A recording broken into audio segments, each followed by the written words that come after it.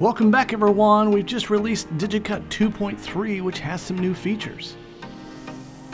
The first one is the new zoom tool in the toolbar at the top of the app. Let's start with zooming in. There are multiple ways to do this. The first is by clicking on the zoom tool in the menu bar and then clicking anywhere on the artboard. Each click zooms inward and helps you see those details for template editing. To zoom out, simply hold Option on the Mac and click, or for Windows computers, Alt and click. You can still hold down the letter Z and draw a box to zoom into a specific area.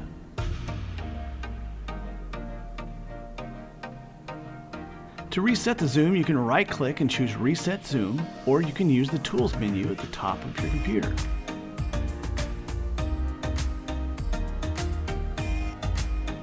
That's all for now. We'll see you next time.